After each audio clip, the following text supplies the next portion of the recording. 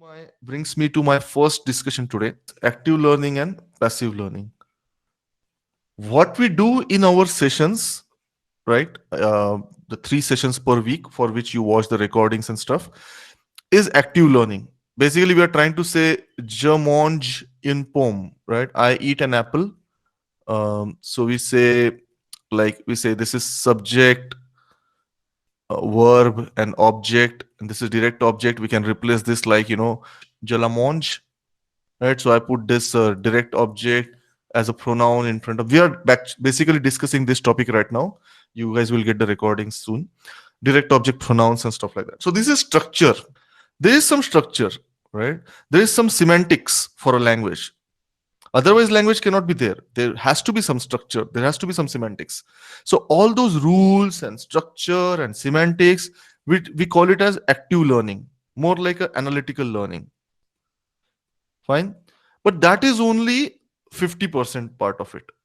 This is how the sentence is created: subject, verb, object, structure, rules, placement. This is active learning. But once you do this, the rest of it is passive learning. So, what is passive learning? Basically, hearing the language, reading the language, speaking the language, and accepting the language as it is used. Accepting the language as it is used. A lot of times you will say in language classes, students ask questions. ¿Cómo se dice football en español? Or in French, you can say, ça se dit comment football en français? We say le football. So the point is, a lot of times it's about, this is how we say it. A lot of times teachers also say this in language class. This is how we say it in French, right? Then you must be ready to accept it. Okay. So how, for example, how do we say what is the date? We say quelle est la date. So rather than always scrutinizing it and breaking this down and like why it is quelle, why it is not que, why it is not something else, something like that. A lot of language learning is about accepting the way language is spoken, and this is part of your passive learning.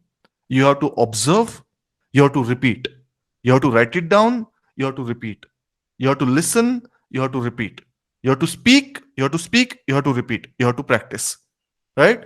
So both are essential. Both are essential. Active learning is essential, passive learning is also essential.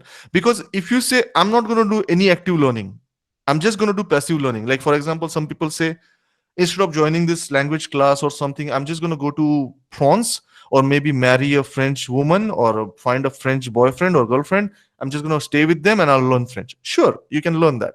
You don't learn anything now. Subject, verb, object, preposition, conjunction, pronoun, nothing.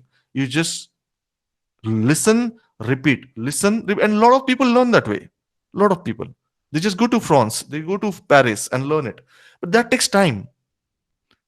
The passive learning will take time, right? It's like, for work reason, you get transferred to Chennai, and then you go there, and then you go to shopping market or vegetable market, and you pick up some words in Tamil, and then you start, next time you go to market, you'll use that word. I went to China, so I had learned 3-4 words or sentences in Shanghai, and every time in the hotel I used to say those things, and they used to feel nice. If I stayed in China for like 2 years, probably I'll pick up more Chinese or whatever, Mandarin, isn't it? Yeah. But that is passive learning, but that takes time. Now, because our objective is to succeed in this TEF Canada exam within a year, right? Within 9 to 12 months. So we have limited time at our disposal. So we are going to do combination. We are going to do active learning and we are going to do passive learning, both 50-50. So both are equally important. So sometimes what happens is, what I observe, and that is also from my own experience, is because we are adults, we are 30 plus sometimes, we are analyzing everything. We are just focusing everything here. And we are expecting the language to follow the rules all the time. And then when it doesn't, because language being a language, it's not a science, it's an art. So it has exceptions, it has, deviations, way of saying things.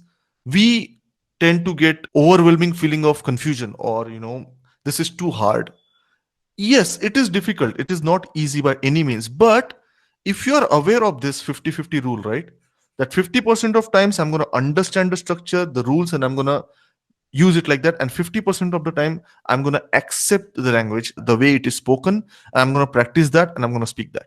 So once you make peace with this active learning and passive learning, then it's much more effective.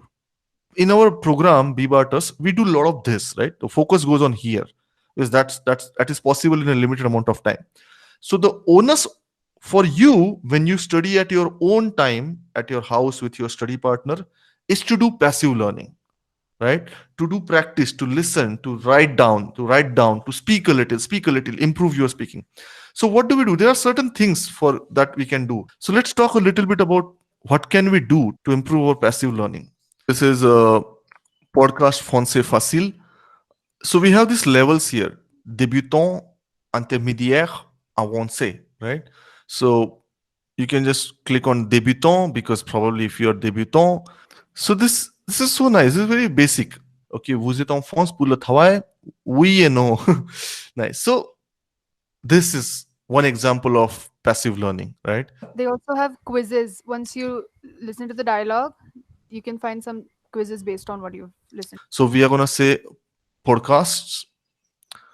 Make sure that podcasts are level based, so you don't end up starting with B2 level podcast, so you will not understand anything, right?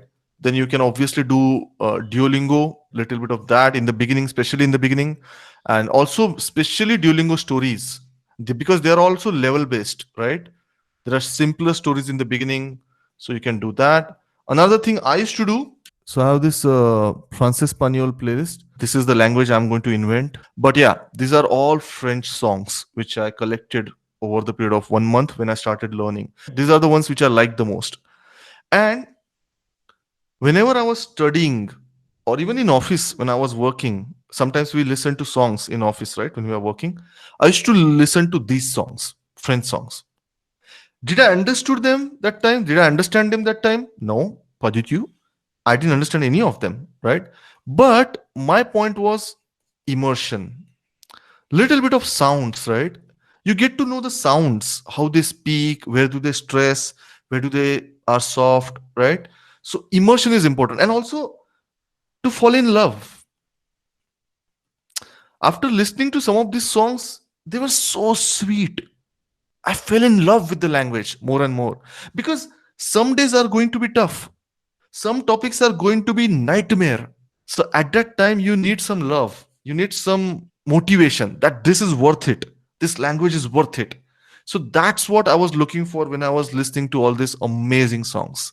They didn't contribute to my exam score like word to word. I mean, probably I did not use anything from this in exam, but did they play a role? Absolutely. They made me fall in love with the language. They brought me closer to the language. They told me the beauty of the language. That helps. That helps. And this is what I say passive learning. Subconsciously, your mind is noticing things. Your brain is getting attracted towards this new way of saying things. Are you getting my point? Yes. They help me sustain my effort. They help me stay in touch with the language. And then another thing is, as you can obviously do, is you can watch movies and serials in French. And I think maybe you can just say French here in Netflix. Yeah, all of these are mostly French. Yeah, A Very Secret Service, Hookup Plan. I think there's a Dispousson. Where's that? Call My Agent. Yeah, this is Dispousson. Um, Emily in Paris is not really French, but basically what you can do, let's say you are doing this, you're watching this series, because you're a beginner, maybe you can just put the subtitles in English, audio in French, right? So you understand what they're saying, but at the same time, you also listen to the sounds. So you get your pronunciation improved without actually understanding anything. Are you getting my point? Yeah. Yeah, how do they liaison? Vous avez de l'argent, monsieur? Right? Vous avez du temps, monsieur? So you pick up the sounds. You pick up the Hindi में we say लहजा. लहजा होता है ना एक language बोलने का. You pick up that. Of Yeah. course, you will pick up few words here and there like oui, maybe some expressions. J'adore ça. Je déteste ça. Tu es fou. Are you crazy? Do you who? So you'll pick up subconsciously. Your mind will start noticing some language. And I'm not saying that you have to understand what they are saying. No, I'm not saying that. This is passive learning. Don't go hard on yourself. You do not have to understand everything. Use English subtitles. Perfectly fine. Okay. But if you do this, right, this is subconscious learning. This is subconscious learning. Your brain is picking up some sound. Your brain is picking up some vocabulary. Your brain is picking up some expressions. You will never know, but you will start using these things later. So, this is passive learning. You have to do some passive learning all the time. Yeah, the point is to take balance approach. If you do just this, it's too much. Like somebody can say, you know what, I'm just going to watch hundreds of movies and series in French and I'm going to learn French. Is it possible? Probablement. Probablement. Mais ça prend du temps. It takes time. It will take a lot of time. Do we have that much time? Do we have 3 years? No. So we're going to do both. We're going to do this and this both. And that's the best way to go about it.